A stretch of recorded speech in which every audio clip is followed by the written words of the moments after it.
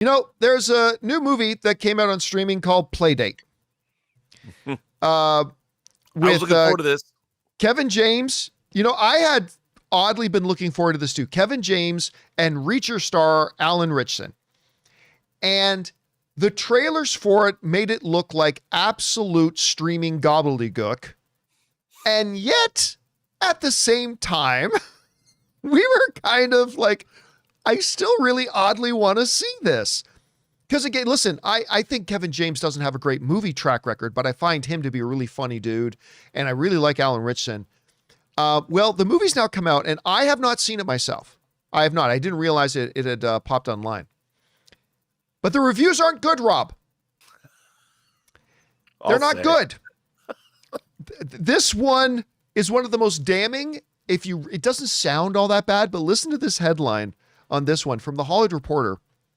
A Playdate review. Alan Ritchson and Kevin James in the latest Prime Video action comedy Made to Ignore While Doing Chores.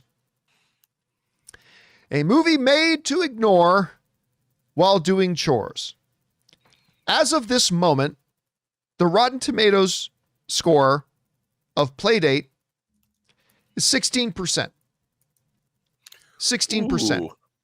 And it's, because the way that Rotten Tomatoes works, Rob, it doesn't tell you this is an 18% movie. It tells you what percentage of the critics liked it. They may have super loved it. They may have barely liked it, but still liked it. And that still just counts as the same, right? How many of the percentage of the critics liked it? How many didn't like it? It's very simple, very binary. People didn't just kind of dislike this though, Rob. The reviews are harsh. Let's go over and take a look at some of these. LeisureBite.com wrote, Prime Video Playdate repeats everything that we have seen in action comedy films, leaving us annoyed. The Decider wrote, the movie's primary tone is obnoxious. The Hollywood Reporter said, Playdate isn't a movie. It's a compendium of cliches in search of one. What's even worse is that the cliches are so stale. Flickering Myth wrote, damn near unwatchable and insufferable. Playdate is comedy at its laziest, and not even a couple of goofy sci-fi ideas can salvage it. Now, there were a couple who liked it. Comic Book Resources, CBR, liked it. They said, in the realm of standout action movies and gut-busting comedies, Playdate is one of the more harmless choices that promises to deliver exactly what it promises. All right, so not exactly a glowing review, but they enjoyed it. Fandom Wire also enjoyed it, saying Ritchson steals every scene with absurd energy and surprising warmth, like a big golden retriever trapped in a comic book hero's body. Sweet, impetuous, and goofy. He's incredibly likable. By the way, I read in a lot of the reviews I read that didn't like it, seemed to still think Alan was really good, but so much of that.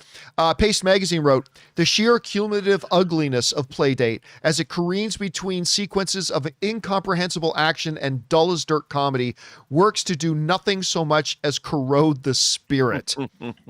RogerEbert.com wrote, it's a remarkably stupid movie that thinks you're remarkably stupid too. Sean Van Horn says, forget action star. Alan Ritchson is destined for comedy. Ready Steady Cut writes, it's an art as content in its most egregious and obnoxious form, and is utterly undeserving of even the 90 minutes it takes to suffer through it. Mark's Review of Movies writes, Playdate has clearly been chopped and dubbed to within an inch of its comedic life, and it just, look at all those green splats. And there's a good one. Anyway, so Rob, I don't think either you or I are surprised to hear that the movie's not good. I don't think we're surprised to hear that. I think we anticipated that, even though we were looking forward to watching it. I wanted some dumb fun. Yeah, and maybe it gives moments of it. It sounds like it just corrodes the brain. Dumb fun can be good dumb fun. Sure, but it didn't sound like dumb fun. It just sounded like dumb. So, two questions. One, are you surprised to hear these? Or at least are you surprised to hear how badly a lot of these people didn't like it? But here's the second question. Where does this leave us with Alan Ritchson? Because, Alan Ritchson has been around for a while. But it wasn't really until Reacher that he kind of broke out. Now, he did Ministry of Ungentlemanly Warfare, which I quite liked, but again, didn't really have any success. Had no success. He did that one family kind of Hallmark movie thing that absolutely nobody paid attention to. So then they put him in a movie that kind of looks like it's really tailor-made for him, this action comedy. And nobody likes it.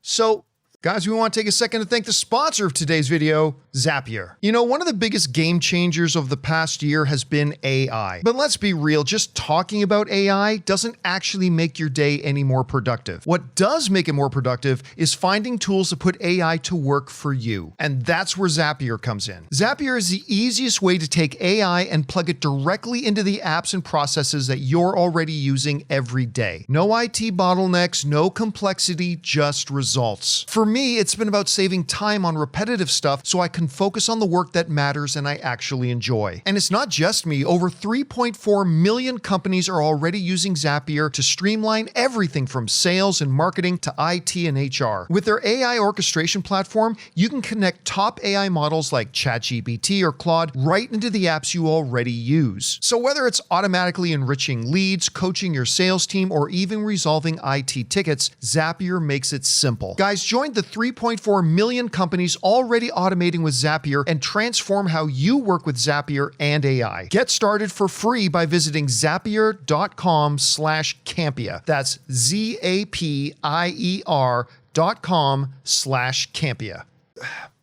It almost feels unfair to ask this about a performer when the movie overall isn't really the performer's fault, but where does this leave us with Alan Ritchson? Can he be beyond Reacher a legitimate big star?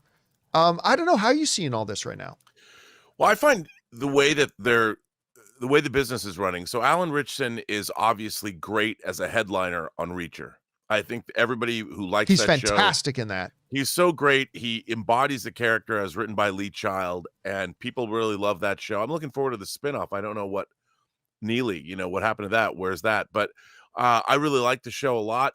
There's a lot of books to draw from, and I've liked him in his supporting roles in the ungentlemanly conduct, Ministry of Ungentlemanly Warfare.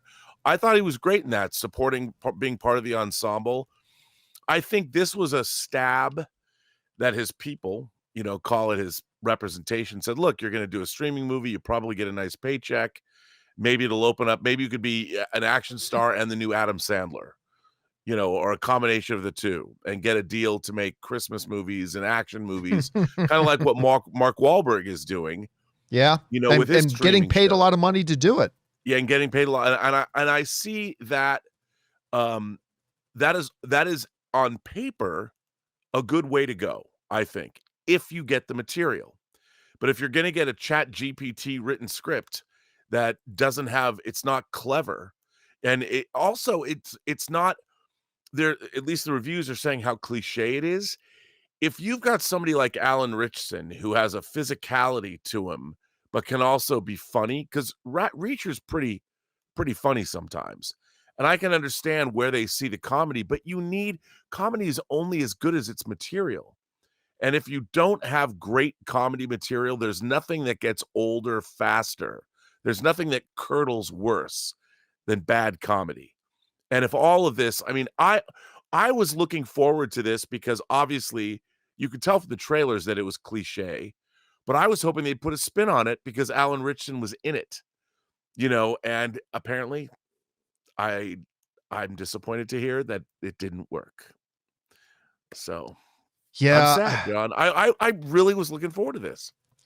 And again, I wonder if something like this, because again, outside of Reacher, he really hasn't had any big success yet. And I'm not saying that's his fault at all. I quite like Alan Ritchson a lot. But man, if I just can't help but wonder if James Gunn and the people at DC and Warner Brothers, because there's been a lot of talk. He's confirmed he's in talks to be in the DC universe, hasn't revealed who it is yet, other than it's not Batman. But I wonder, if people look at this, and I don't know if this casts a little bit of a shadow on his sheen or not. Do you think, like, again, Ministry of Ungentlemanly Warfare didn't work. This movie didn't work. That Hallmark, whatever movie that was that he did where he was the family man, didn't go anywhere. Does any of that hurt his potential, or were all those movies so unwatched that it doesn't actually hurt his potential right now? How do you see it? Yeah, I don't think it does because he's still got his marquee character and they're making more Reacher. Yeah, we got two things of him coming out as Reacher. He's going to at least appear. I don't know how much he's going to be in it, but he's going to be in the Neegly spinoff. Yep. And which they've wrapped shooting. And then he's got the next season of Reacher coming out. So he's at least still going to have that. Yeah, and I think I think it's just, look, building a career is, and like you said, he's been around for a long time. He's been bouncing around to different shows, and really Reacher is the thing that he got the biggest pop from, and it made him a household star. But you got to be careful wielding that clout because so many people squander it and you go right off a cliff. And I think you've got to demand excellence. You can't just take these paycheck jobs, especially when you're making these streaming service movies where it's not like they're treating these scripts as if they're being written by somebody who wrote Lawrence of Arabia or Chinatown. Right. You really need to be careful with the kind of material that you're going to do and not just grab these quick paychecks because these are things that these aren't like going to be buried movies that aren't going to be seen. A lot of people are going to watch this. They're promoting the heck out of it. And people aren't dumb when they see this kind of look. These are supposed to be kind of disposable fun movies, but if you don't make a good disposable fun movie, you use up that clout and that goodwill very quickly. Because Mark Wahlberg is still making these kinds of movies and they're fun. Yeah, he's made a couple of bad ones, but he's made a couple of good ones. As long as you keep throwing in a couple of good ones, you're okay. Anyway, guys, question is for you. What do you think about this? I don't think any of you are super surprised to find out that Playdate is not getting good reviews. But the question becomes, do you think this is any indication or going to have any impact on Alan Ritchson himself moving forward? Maybe yes, maybe no. I certainly hope not because I really like the guy. Whatever you guys think, jump down to the comment section below and let us know your thoughts. Hey guys, thanks so much for watching this video. Make sure you like the video, leave a comment, and subscribe to our channel. And don't forget, we have a daily podcast called the John Campea Show podcast, available on Apple Podcasts, Spotify, or your favorite podcasting app of choice. Go and subscribe to it today so it'll be there when you need it.